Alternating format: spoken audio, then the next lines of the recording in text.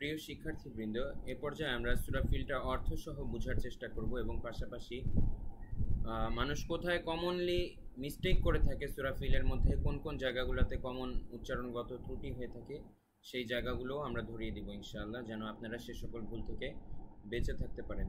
প্রথমে আপনারা সহিশুদ্ধভাবে সূরাটি আয়ত্ত করা রপ্ত করবেন এবং তারপরে আপনারা অর্থটা শিখতে চেষ্টা করবেন। তো আমরা প্রথম থেকে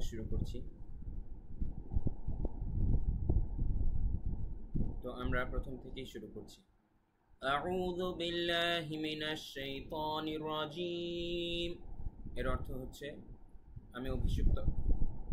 আমি অভিশপ্ত শয়তান থেকে আল্লাহর নিকট আশ্রয় প্রার্থনা করছি। তারপরে রয়েছে বিসমিল্লাহির রহমানির রহিম।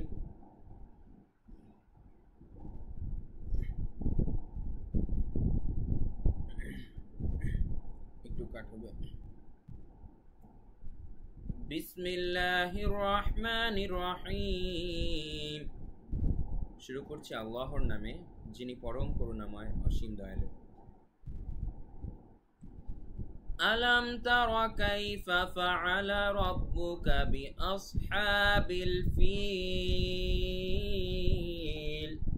দেখুন, আলাম তারা এই পর্যন্ত উচ্চারণ খুব সহজ, কাইফা এটাও সহজ।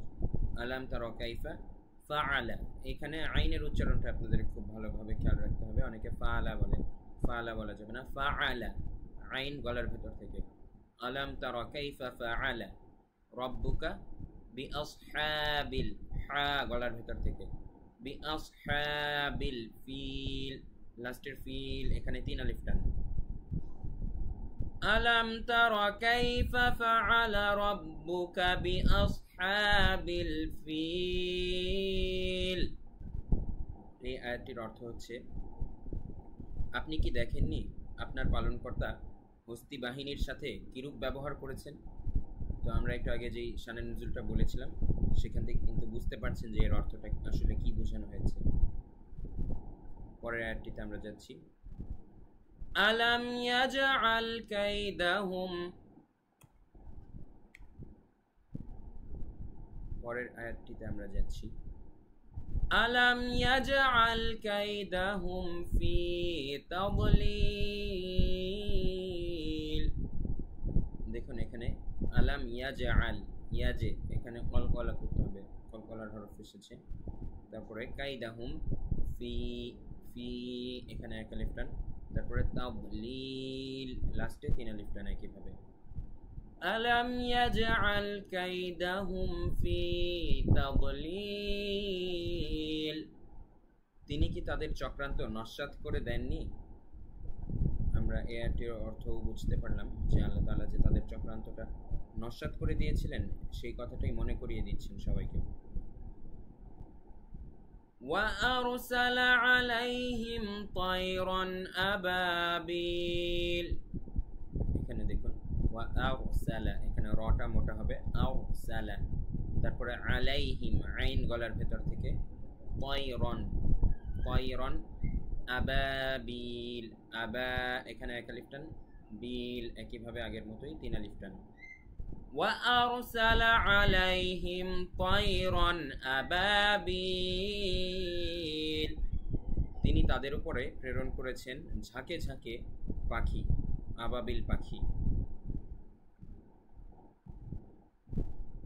তারপরে আয়াতে আমরা যাচ্ছি।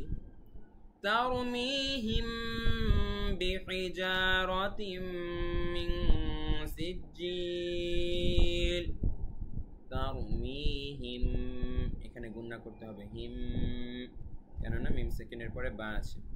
তার এখানে রটা মোটা হবে, বিহিজা হা গলার ভেতর থেকে বিহিজা যাতে এক আলিফ টান রাতিম এখানেও গুণনা করতে হবে কেননা ওয়াজিব গুণনা মিমের উপরে তাসদিদ আছে মিন সিজিল মিন এখানে ইকফা করতে হবে কেননা নুন সাকিনের পরে ইকফার হরফ সিন আছে তাই মিন এরকম ইকফা করতে হবে সিজিল শেষে আগের মতোই তিন আলিফ টান ترميهم بحجارة من سجيل যারা তাদের উপরে পাথরের কঙ্কর নিক্ষেপ করছিল যে ঘটনাটা বলেছিলাম সেটাই এবং সর্বশেষ আয়াত فجعلهم كعصف مأكول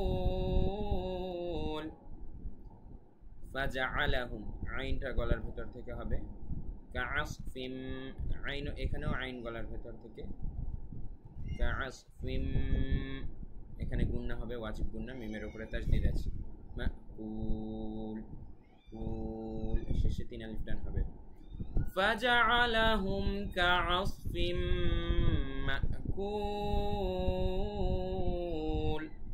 অতঃপর তিনি তাদেরকে ভক্ষিত তৃণ সদৃশ করে দিলেন মানে গরু যদি ঘাস পাতা চাবানোর পরে যেরকম একদম ভর্তা হয়ে যায় সেটাই বলা হয়েছে ভক্ষিত তৃণ সদৃশ এরকম ভর্তা বানিয়ে দিলেন পুরো বাহিনী সহ সব কিছুকে কঙ্কর নিক্ষেপের মাধ্যমে পাখিদের মাধ্যমে তাও আবার এটা আল্লাহ তাআলার একটা অলৌকিক একটা ঘটনা অলৌকিক একটা সাহায্য তাই ইসলামের বিরুদ্ধে কেউ যদি কখনো যে কোনো ধরনের চক্রান্ত করে তারা আসলে কখনোই সফল হতে পারবে না বাংলাদেশের বর্তমান প্রেক্ষাপটেও আমরা তা দেখতে পেয়েছি তো আশা করি সবাই এই সূরার গুরুত্বপূর্ণ শিক্ষা বুঝতে পেরেছেন এবং যুগে যুগে যতদিন পৃথিবী অবশিষ্ট থাকবে ততদিন পর্যন্তই আমরা এই শিক্ষার প্রয়োগ আমরা দেখতে পাবো কিয়ামত অবধি তো সবাই ভালোভাবে এই সূরাটি শিখবেন সে আশাবাদ ব্যক্ত করে আমরা আজকের ক্লাস শেষ করছি ওয়া মা তাওফিক ইল্লা বিল্লাহ আসসালামু আলাইকুম ওয়া রাহমাতুল্লাহ